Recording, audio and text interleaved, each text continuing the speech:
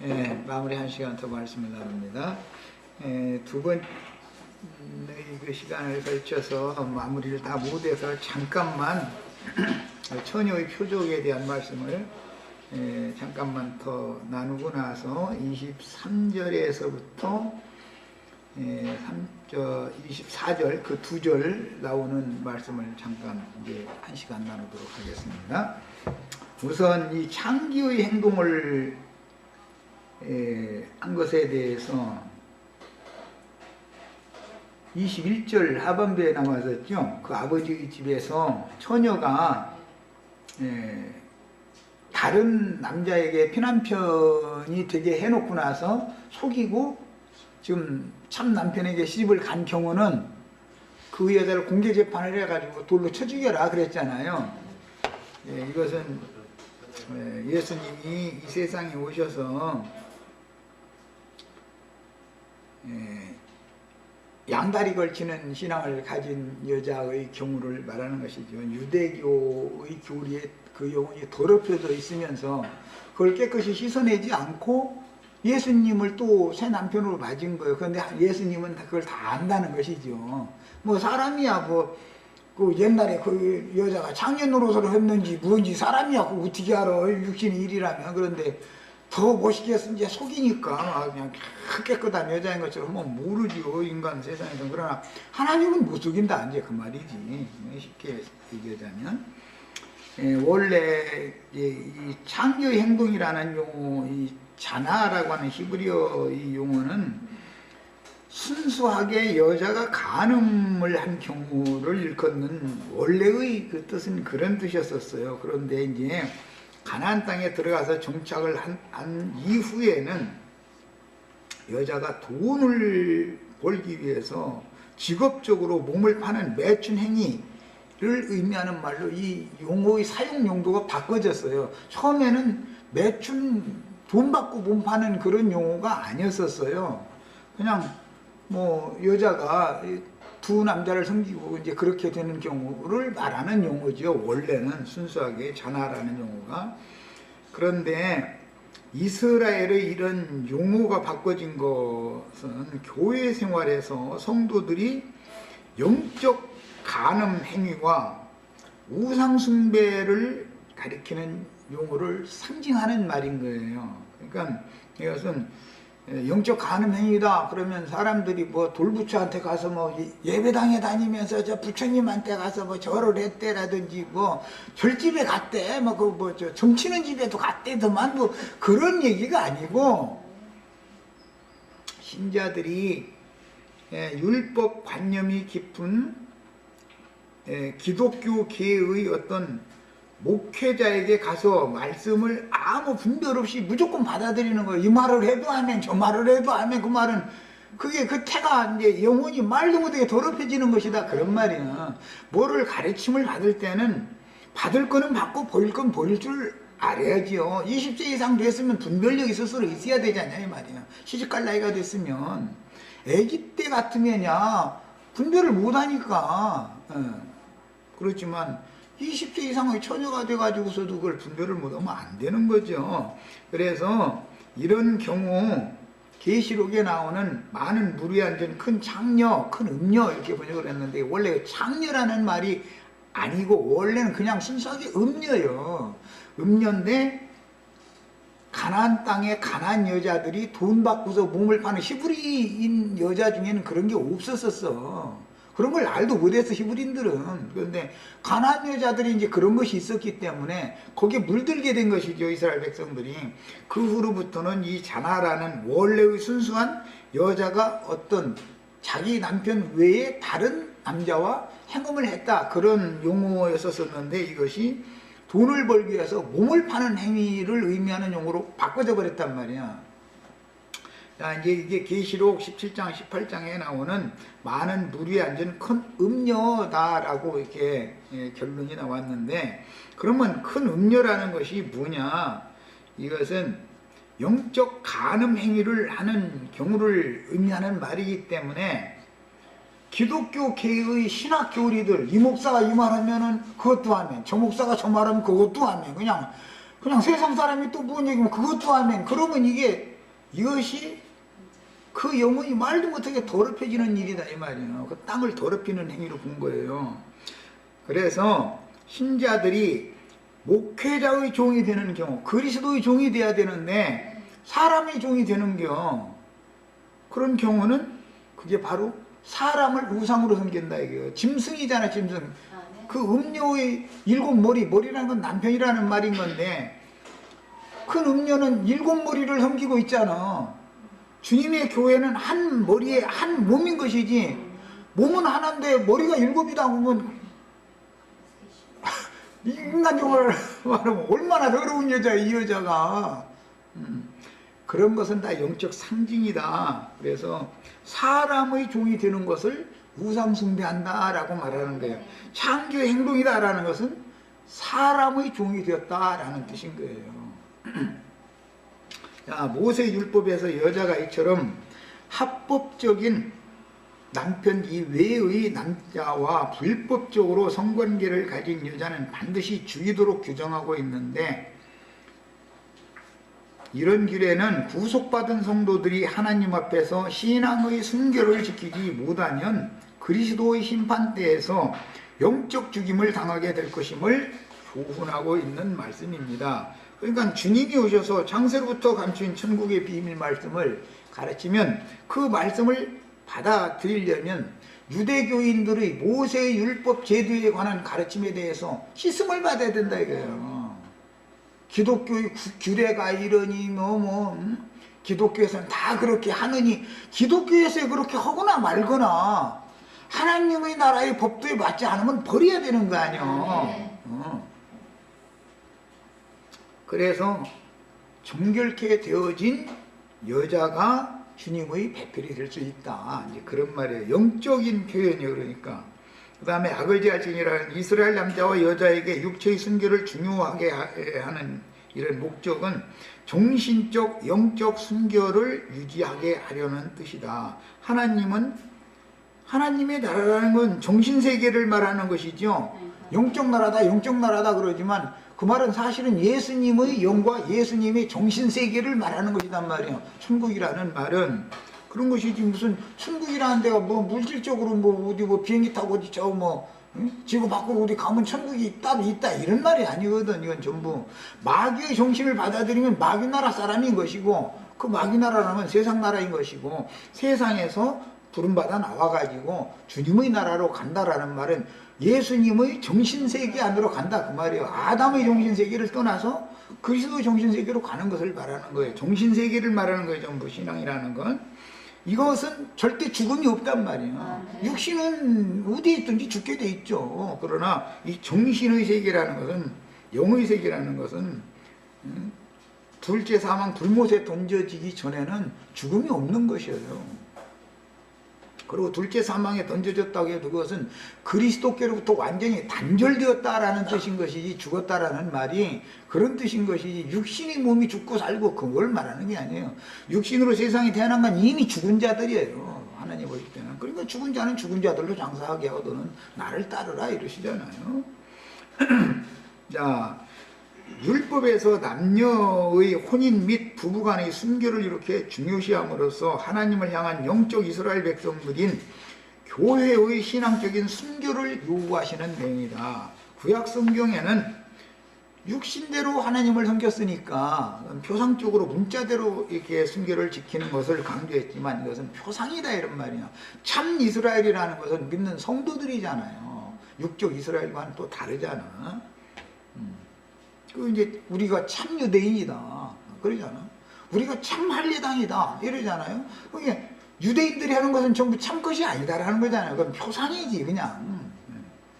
자, 그 다음에 남녀의 성관계는 반드시 기름 부음이 수반되고, 기름 부음을 통해서 생명의 씨 뿌림을 받고 연합의 기쁨과 환희를 누리게 되는데, 이런 경우를 극락이라고 표현을 해요. 시편 43편에 극락의 하나님 얘기가 나오죠. 그것은 표상이단 말이에요. 세상 나라에서 남편과 아내가 생명의 연합을 맺을 때 기름 부음을 받는 그 순간을 일러서 극락이다 이렇게 번역을 했어요. 그것은 가장 참된 만족, 극치의 기쁨, 환희, 그 다음에 쉼, 안식, 평안, 그런 것을 종합적으로 일컫는 단어예요. 그러니까 성경이 말하는 어떤 용어에 대해서도 기본 인식을 가져야 되는 거예요. 세상에 이런 표상이 있어야 영의 세계라는 거 이렇구나 라는 걸 알죠. 주님과 생명의 납을 맺으면 당연히 기름 부음이 있단 말이에요. 기름을 부어야 거기에 생명의 씨를 심을 수가 있는 거예요. 여자 입장이라는 것은 씨를 심는 태밭이기 때문에 기름 부음을 당연히 받아야죠. 이것은 성령이 부어지는 것을 상징하는 것이다 이 말이에요. 그게 생명의 연합 관계예요. 자, 그래서 기름 부음을 통해서 생명의 씨 뿌림을 받고 연합의 기쁨과 환희를 누리게 되는데, 이는 표상으로서 그 영과 구속받은 사람의 영혼이 생명의 연합을 맺으면, 생명의 연합을 맺는 것은 다른 피와 만나서 하나로 융화되는 걸 말하는 것이죠. 그래야 생명의 역사가 일어나죠. 남자가 남자로, 여자가 여자로 별짓을 다 해도 생명 역사는 안 일어나는 거예요, 이게. 그래서 당연히 신령한 기름 부음을 통해서 하나님의 씨가 마음에 심어지고 천국의 누림이 수반되는 것은 교회 모임에서 말씀잔치를 드릴 때, 천국의 혼인잔치라는 것은 주님과 제자들이 모여서 말씀을 가르치고 듣고 하는 상태를 말하는 것이다 그 말이에요. 성경이 말하는 의도를 정확하게 아셔야 되겠어요. 그때 성령이 부어진다 이거예요. 말씀을 받아들일 때. 그 다음에 말씀을 받아들일 때 성령이 부어지면 그 성령은 진리의 성령도 되고 생명의 성령도 되기 때문에 신의 생명이 나의 심령과 마음에 심어지는 것이단 말이야. 자, 그래서 옛 창조도 하나님의 말씀으로 창조한 것처럼 새 창조도 그리스도의 말씀이 믿어진 사람들에게만 새 창조의 세계가 이루어지는 것이지, 그리스도의 말씀이 믿어지지 않고 그냥 옛사람에게 하신 말씀만 꼭 붙잡고 있으면 새 창조가 안 이루어지는 거다. 창조라는 전부 말씀으로만 하는 거기 때문에 말씀 세계에 대해서 이해가 필요한 거예요. 그래서 자, 이번에는 이제 신명기 22장에서 22장 22절에서 30절까지를 일단 읽겠습니다. 그리고 나아갈 수 있는 말씀 내용까지만 말씀을 나누겠습니다.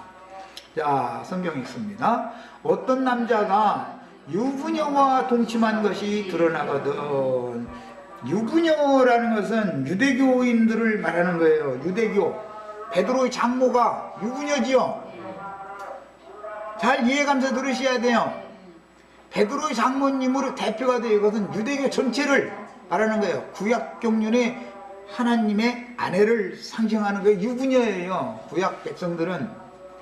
신약에는 아들에 대해서 유부녀지요. 그러니까 베드로의 장모는 신약교회의 시어머니죠. 구약의 여호와 하나님은 신약교회의 시아버지인 거예요. 상징이요, 이런 것들이 전부. 자, 어떤 남자가 유부녀와 동침한 것이 드러나거든 그 동침한 남자와 그 여자를 둘 다 죽여서 이스라엘 중에서 악을 제할지니라. 그래서 예수님이 외식하는 서기관과 바리새인들을 어떻게 너희가 지옥 판결을 피할 수 있느냐 하고 최종 선고를 하셨고, 유대교 지도자들과 유대교인들을 완전히 로마를 동원해서 심판해버린 거예요. 이런 말씀이 있으니까 말씀이 응하는 거예요. 성령이라는 건 전부, 인류 역사라는 것은 하나님이 역사의 주인이셔요. 말씀을 이루느라고 인류 역사가, 우주 역사 이렇게 돌아가는 거예요. 전부가. 이런 것이 다 믿어지셔야 돼. 자, 이스라엘 중에서 악을 제할지니라. 예수님이 오셔서 악을 제하느라고 그렇게 지옥 판결을 유대교인들에게 선고를 하셨고, 하나님이 보실 때는 그게 하나님의 아내를 유대교 지도자들이 범했다 이 말이에요. 근데 그 유부녀와 동침을 해버렸어. 그것은 반역이다 이거예요. 이것은 르벤이 아버지의 여자를 범한 것으로 상징이 된다 이거예요. 다윗의 여자들을 압살롬이라는 반역자가 범해버렸단 말이야. 상징이요, 이런 것들이 전부. 그러니까 오늘날 예배당 목사 이놈들이 말이야 전부 이게 예수님의 아내를 갖다가 와서 범하고 있는 중이다 이거요 이게. 그런데 지들이 지금 주님의 아내가 교회죠. 주님의 교회를 지기에 삼아버려. 노아의 때 심판받은 자들이 다 그런 짓 했죠. 하나님의 아들들이, 하나님의 말씀을 맡은 자들이 사람의 딸들의 아름다움을 보고 자기가 좋아하는 모든 잡 자기 아내를 삼았대. 그러다 보니까 50만 명 모이니 60만 명 모이니 이러고 앉았는 거예요 전부. 그런데 주님이 보실 때는 이게 간음하는 여자들이다. 이게 50만 명 60만 명이 모여서 지금 창녀집에 모여가지고 간음하고 있단 말이에요. 돈 갖다 바쳐가면서.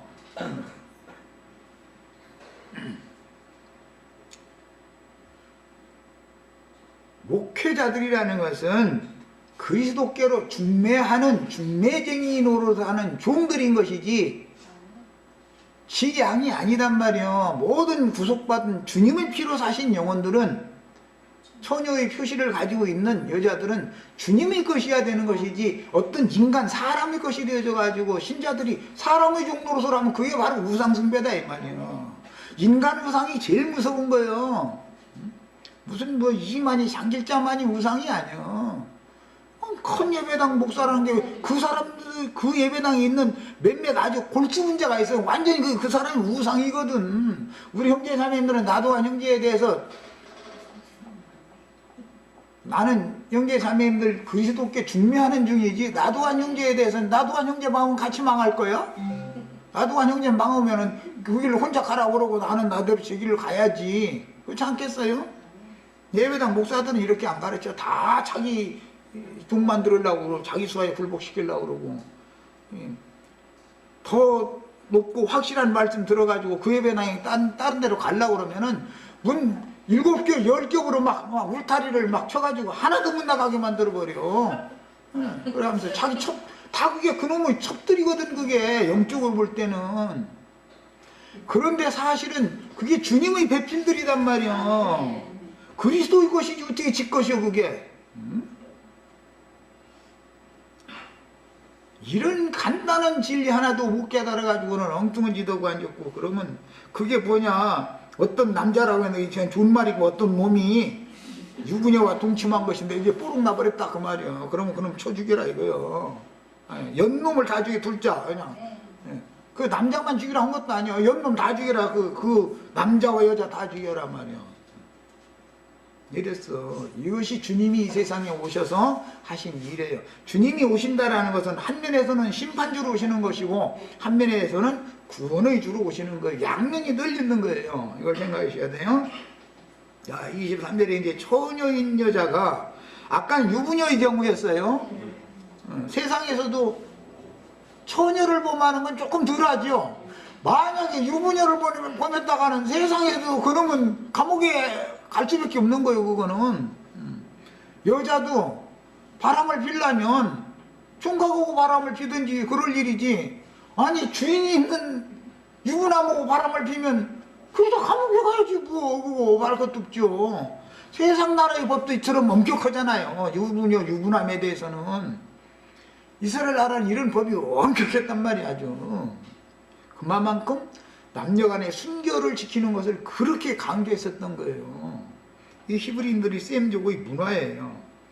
처녀인 여자가 남자가 약혼한 후에 어떤 남자가 그를 성읍 중에서 만나서 동침하면 여기 이제 동침 이렇게 동침하는 경우는 화간이라는 말 알죠?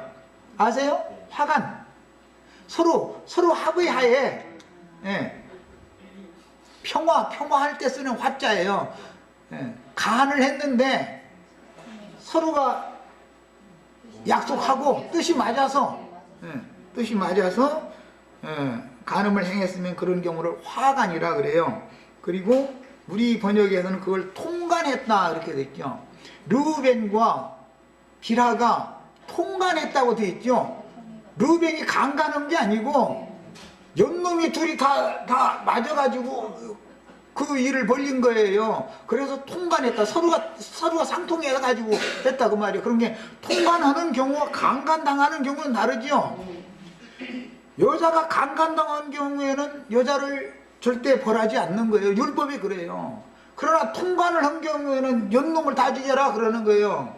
하나님의 법이 아주 엄격한 거예요. 예배당에 가서 할렐루야 아멘하고 축복받을 지어다 하면 아멘하고 나자빠지고 이러면 지금 바람 피느라고 그러고 나자빠지고 그러지, 뭐 자기 정상적인 남편하고 뭐 저 관계를 맺는다 뭐 그렇게 나자빠졌어. 아, 뭐 늘 있는 일인데 그럴 리가 있어요. 동강산문이나 오면 그냥 아주 뒤집어져. 아주 그냥 뭐 그게 뭐하는 짓이야 지금. 통관하는 거잖아. 통관. 그 연놈을 다 죽여야 되는 거예요. 그런 경우는. 이런 거나 알고 뭐 부흥이 온다고 어디 오라고 가려면 절대 가시지 말란 말이요. 괜히 그 통관으로 가가지고 뭐 뒤집어지고 난리 나고 말이 이랬으면 주님이 보실 때 얼마나 가증하게 보냔 말이에요 그게. 세상에서도 좀 그렇잖아.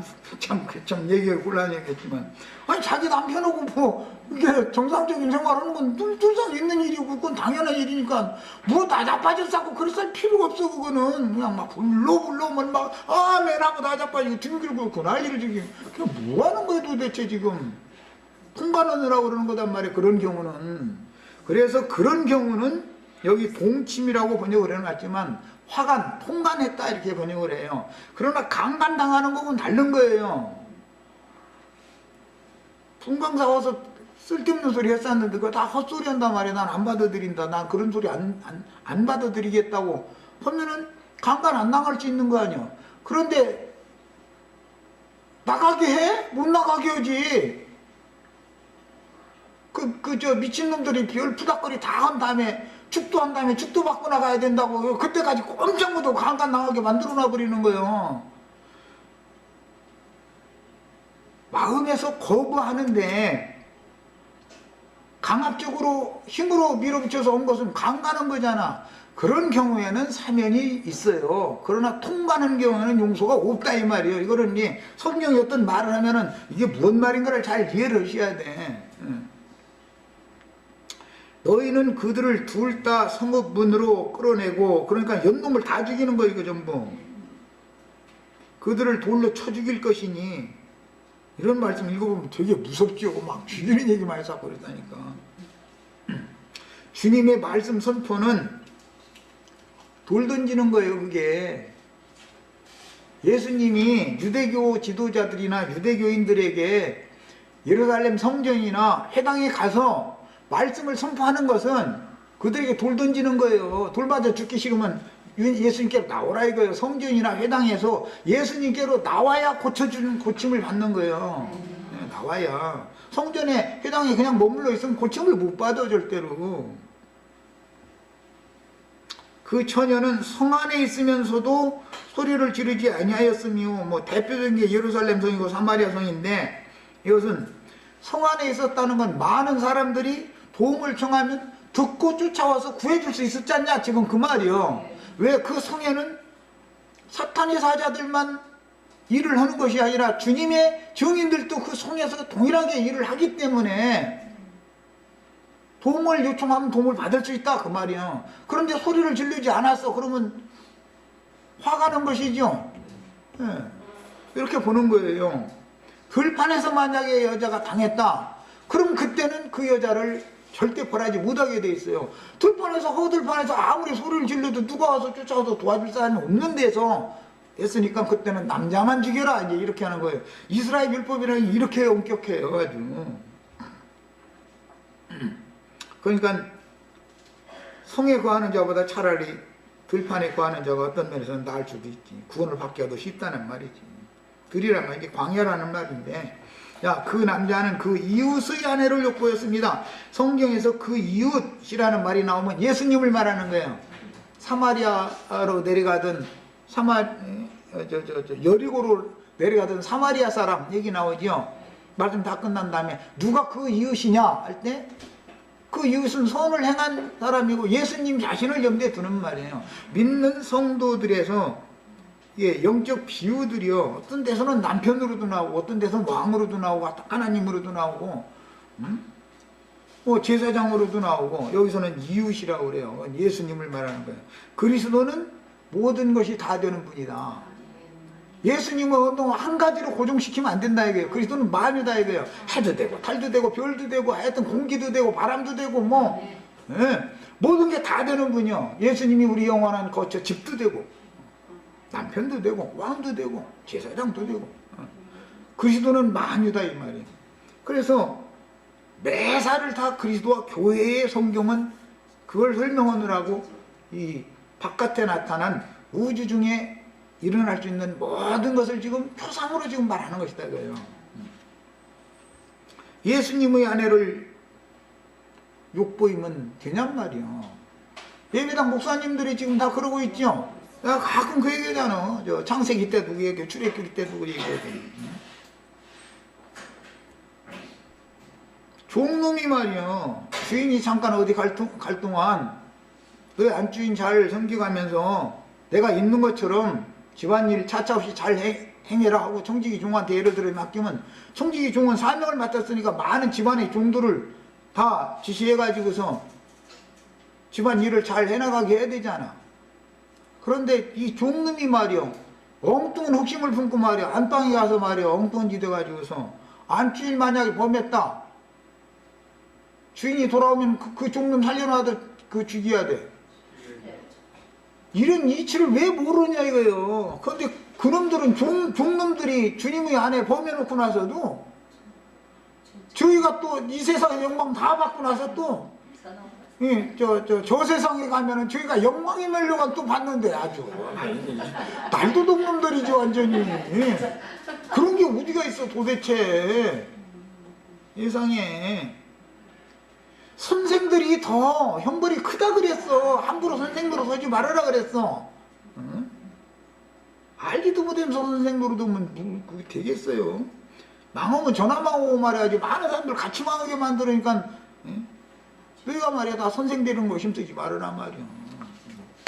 선생들 형벌이 더 크다 그런 거 아니야. 제자로 남으면 세상 말로 안전빵이야. 알도 못해가면서 스승되려고 자꾸 나서면 되나. 그 다음에 너는 이같이 하여 너희 가운데서 악을 제할지니라. 만일 남자가 어떤 약혼한 처녀를 들에서 만나서 강간하였으면 그것은 요한의 경우죠. 요한은 광야에서 외치는 자가 듣잖아요. 들에서. 성에서 외치는 자, 예루살렘 성이나 사마리아 성에서 외치는 자는 전부 간음하는 놈들이고, 요한은 예루살렘 신전에서 제사장의 아들인데도 거기서 율법대로 오지 않는 거예요. 들에서 외치는 거예요. 그 요한의 제자들은 요한은 그렇다고 해서 그리스도의 제자가 완전히 되는 것도 아니야 또. 이 사람들 또 좀 그려 좀.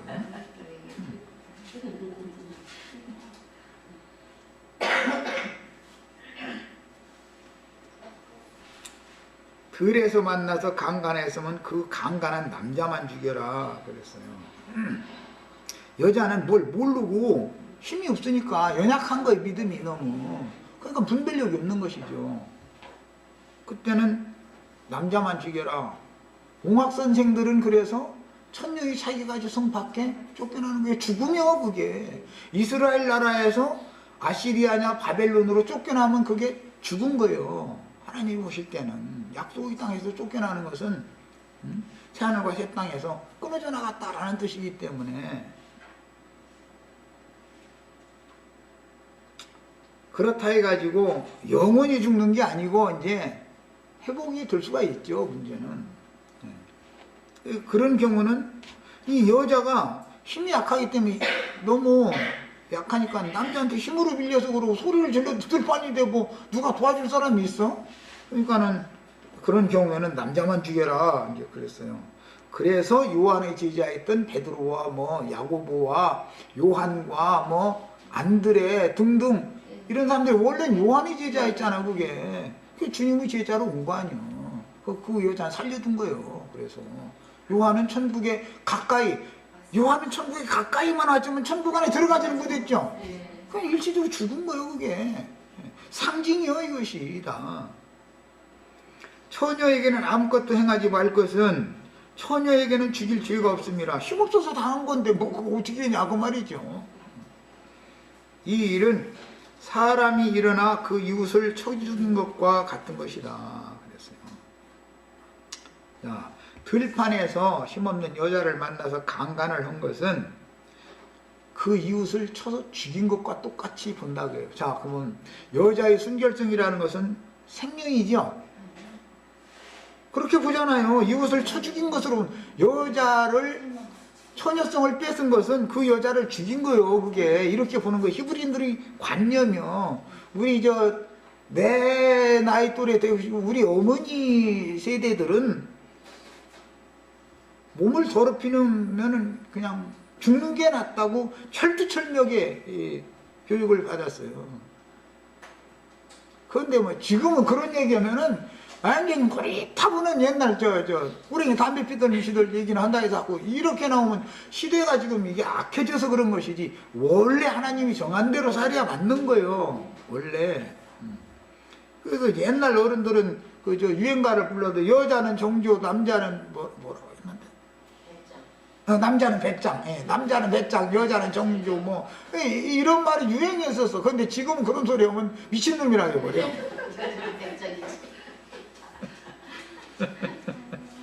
시대가 바꿔져도 말씀은 안 바꿔지는 거예요. 말씀은 그 자리 딱 있는 것이죠. 항상 말씀이 우주의 중심인 건데 하나님이.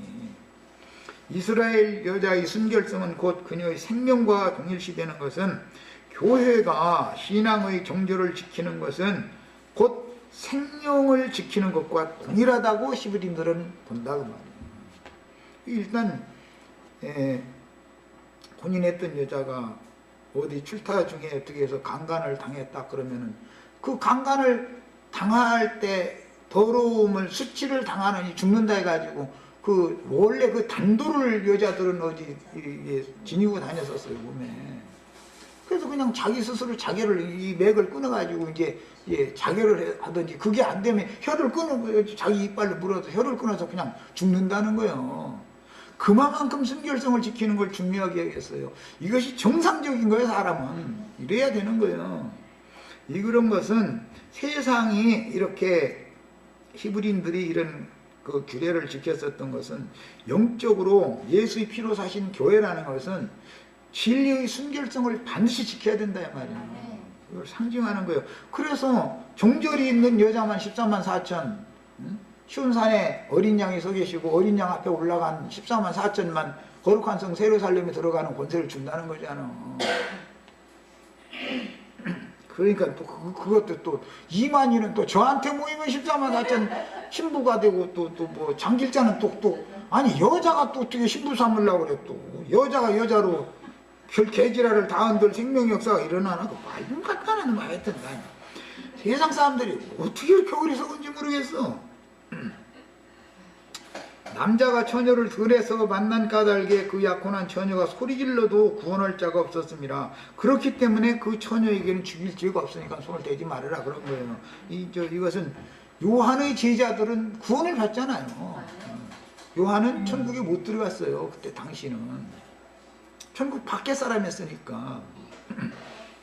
결론적으로 요한은 처음에는 믿음이 좋은 것처럼 시작을 했는데 나중에는 내가 오실 일을 또 기다려야 됩니까? 당신입니까? 아닙니까? 이렇게 묻는다는 건 믿음이 흔들리고 있다는 거잖아. 감옥에서 그대로 인생을 끝내버렸잖아. 그럼 뭐야 그게. 어린아이나 그 신앙이 어떤 상황을 올 때 요동질치는 것이지 장성한 자가 되면 당연히 있는 놈의 일인데 뭐고 요동에까지 있는 게. 남자가 처녀를 들에서 만날 까닭에 그 약혼한 처녀가 소리질러도 구원할 자가 없습니다. 이건 약혼녀, 교회는 약혼녀 상태죠. 우리는 주의 성령으로 인침을 받았어요. 약혼 반지를 다 받은 거예요. 지금 약혼녀예요. 주님 이제 곧 장가들 오신다고 약속하셨어요. 그것은 이 생에서 신앙생활 잘하고 몸의 구속을 받아서 이 생을 떠나서 주님께서 내가 아버지께로 가서 너희 모든 제자들을 위하여 거할 처소를 준비하러 간다 그랬는데 그 처소를 준비해놓고 오셨죠 이미. 그런데 예배당 사람들한테 들어봐봐. 처소가 준비 안 되고 아직 막 예수님이 막 셋째 하늘에서 막 저기 이렇게 금톱을 막 톱질해서 금 자르고 있어요. 지금 막 계속. 아직 주님이 구속이 안 이루어졌다고 믿는 거지 뭐. 그러니까 무슨 놈의 구원을 받겠어. 예수님 할 일 다 해놓고 십자가에서 내가 다 이뤘다 이미 선포까지 해놔버렸는데 무슨 놈의 금을 여태까지 자르느라고 권할려. 얼마나 어리석은 자들이야. 만일 남자가 약혼하지 아니한 처녀를 만나 그를 붙들고 동침하는 중에 그 두 사람이 발견되면, 자, 이럴 수가 인간사에서 일어날 수 있는 일들이죠. 이제 이게 이럴 수가 있어요. 혼인 전에 남녀가 만나서 동침을 먼저 할 수도 있죠.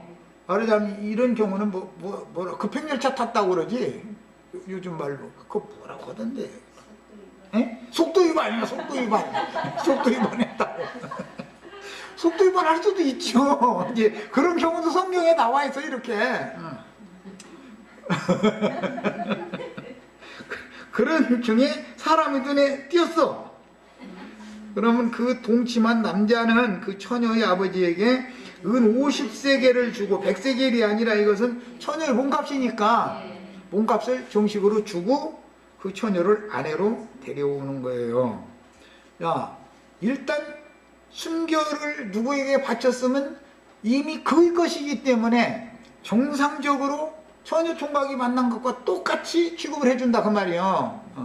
이것이 히브리인들의 법이요. 그게 또 우리 저 형제 자매님들 저 속도 위반 얘기하면 너무 실감나네. 속도 위반이라고 하니까.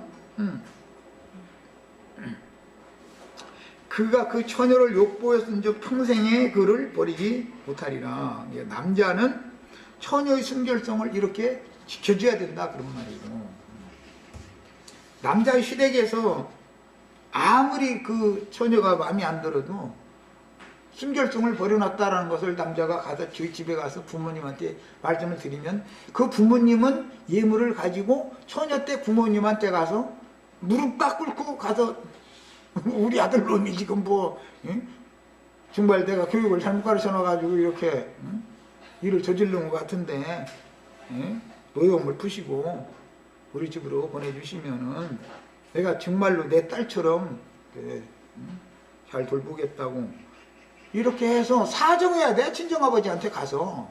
그게 히브리인들의 법이요 이게. 지금 사람들한테 이 얘기해봐. 저 남자 측 아버지가 처녀 측 아버지한테 가서 무릎 꿇고 말이야. 내 며느리 달라고 무릎 꿇고 사정해야 데리고 와야 된다고. 그러면 그거 고래 타보는 놈 호랭이 담배 피던 얘기단 말이야. 이러고 있고. 이해는 하겠어요? 지금 아이들이 이런 얘기를 어떻게 알겠어? 이해도 못하지. 이만큼 여성의 이 순결성을 지켜준다는 것이 히브리인들이 아주 투철한, 왜 목숨으로 보기 때문에 처녀성을 목숨으로 봤어요. 히브리인들은. 사람이 그 아버지의 아내를 취하여 아버지의 하체를 드러내지 말지니라. 이건 참 얘기 곤란한 얘기인데 성경에 이런 경우가 참 많죠. 르벤도 그랬고 압살롬도 그랬어요. 대표적으로. 아버지의 아내라고 그러니까 여기서 어머니라고를 하지 않고 아버지의 아내라고 할 때는 첩이라는 말이죠. 아버지 조강지처 같으면 어머니라고 그러지 왜 아버지의 아내라고 했겠어. 그러니까 히브리인들은 남자가 힘만 있으면 많은 다처제, 일부 다처제를 인정을 하고 있었기 때문에 예수님이 능력이 많다 보니까 우리 손녀딸이 그러는데 신부가 그렇게 많아 아주. 능력이 제일 우주 중에 제일 능력이 많은 분이요. 그러니까 아주 그냥 신부를 많이 취하시는 거예요. 하나님의 아들 예수는 다윗의 아들 솔로몬은 아주 열왕기 3장 4장 있다 보니 솔로몬이라는 사람 정력도 좋았는가 봐 이러고 앉았고 이래서 하면 나도 그럼 그렇게 보면 할 말 없지. 그럼 난 뭐라고 했어. 예수님은 유대인이든 이방인이든 다 그분이 피로 사서 그분의 아내를 삼는 분이다라는 것을 표상적으로 이렇게 보여준 거지. 뭐 솔로몬이 정력이 좋아서 그런 게 아니고 사람이 날마다 뱅고기 먹었겠어. 뭐 사람은 똑같은데.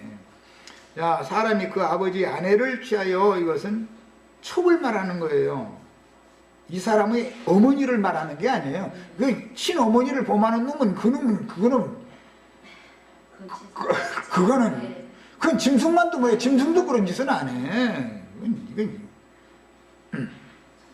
그래서 아버지의 하체를 드러내지 말지니라 그랬는데, 아내의 하체는 아버지의 하체와 동일시된다 이런 말이에요. 그러니까 이게 성기라고 하는 것은 하나의 표상으로서 이것은 생명의 연합을 맺는 도구, 그릇이잖아요. 그래서 그 하체를 이렇게 드러낸다 라고 한 것은, 하체를 드러낼 수 있는 사람은 남편뿐이죠. 이해가 잘 안 되면 잘 생각해 봐. 하체를 임의로 드러낼 수 있는, 그 몸을 주장할 수 있는 사람은 남편뿐이잖아. 엉뚱한 놈 지나가다가 누구 하체를 베꼈다 만약에, 그러면 쳐 죽일 놈이지 그게. 저 죽으려고 미친 짓 하는 것이지 그게. 자기 부인이 자기 몸을 맘대로 하는 게 아니라 남편이 맘대로 한다 이거예요. 아내는 그가 머리에게 순종할 의무를 진다 이거예요. 그래서 남편의 몸은 아내가 주장을 하라고 한 거예요. 그래서 신약성경에 어떤 말씀이 나오면 구약성경에 말하고자 하는 히브리인들의 생활 관습, 율법에서 기인된 말인 거예요. 전부 다. 남자가 유부녀와 동침한 것이 드러나거든 그 동침한 남자와 여자를 둘 다 죽여서 이스라엘 중에서 악을 제할지니라. 그러니까 유부녀와 동침하는 이런 일은 세상 나라에서도 이거는 용서가 안 되죠. 여자도 유부남과 동침을 하면 용서가 안 되죠. 세상에서 어떤 과부와 어떤 남자가 동침을 했다. 그런 경우를 그것 때문에 감옥에다 넣고 이런 일은 없죠. 주인이 없는 여자였으니까. 그런데 만약에 주인이 있는 여자를 범했다. 그러면 그건 용서를 못 받는 거예요. 사람이 죽기 싫으면은 간음을 해도 잘 골라가면서 봐가면서 해야지, 술자리 술자리 알도 못하고 그냥 막 방종 행하면 저만 죽는 거지 뭐. 그건 말할 것도 없죠.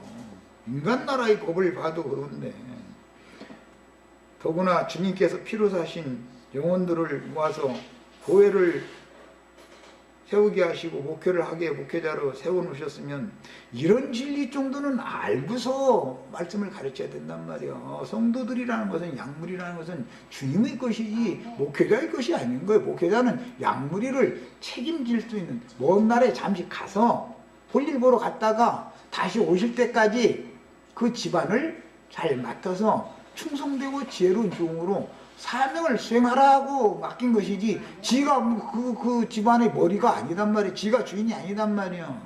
이런 거 하나도 몰라가지고서는 목사라고 하면 별로 지가 무슨 교회를 좌지우지하고 지멋대로 막 그냥 성도들 믿음을 주장하고 막 다 멋대로도 되는 줄로 알고 있고, 주님의 회피를 종놈이 함부로 한다는 것은 그것은 있을 수 없는 일이에요. 이거는 주님이 다시 오시면 그놈들한테 영광이 멸류관을 주겠어? 내가 보면 너무 잘 보이는데 그 사람들 눈에는 그게 안 보이는가 봐. 저희가 또 그냥 이 땅에서 그냥 주님의 피로 사신 교회를 지멋대로 좌지우지 다 하고 휘두르대고 다 해놓고 나서는, 아니 죽어서 천당이라는 데 가면 영광 멸류관까지 지가 쓴다고 이러고 앉았으니 정말 참, 아유 답답해. 아주 왜 이렇게 빨리 끝나는 거야? 뭐 얘기 좀 하려면 이렇게 빨리 끝나 시간. 남자는 여자에게 남편이 있는 사실을 알고서도 그녀를 범했기 때문에 죽였고, 여자는 남편이 있음에도 불구하고 외간 남자와 성관계를 가졌기 때문에 혼인의 순결성을 잃은 여자였기 때문에 죽이는 거예요. 이제 히브리인들은 약혼만 해도 기혼 상태와 똑같이 보는 거예요. 유부녀라고 보는 거예요. 약혼녀도 유부녀예요. 약혼을 한 남자도 유부남이 되는 거예요. 히브리인들은 사상이 그래요. 그래서 우리나라도 옛날에는 먼저 결혼을 무조건 하는 게 아니죠. 부모가 먼저 약혼을 하고 나서 절차를 거쳐서 결혼하는데 그 약혼을 일단 해놓으면은 다 부부로 인정하는 거예요. 똑같이 보는 거예요. 취급하는 거예요. 이게 교회라는 것은 오늘 천년왕국의 세세기가 실현됐을 때만이 아니고 지금도 주님의 아내, 처녀 신분이지만 주님의 아내 신분으로 온단 말이에요. 약혼녀이기 때문에 이런 이치를 꼭 깨닫고 계셔야 되겠어요. 다음 시간에 잠깐만 더 언급을 하고 다음 달로 넘어갈 겁니다. 자, 마칩니다.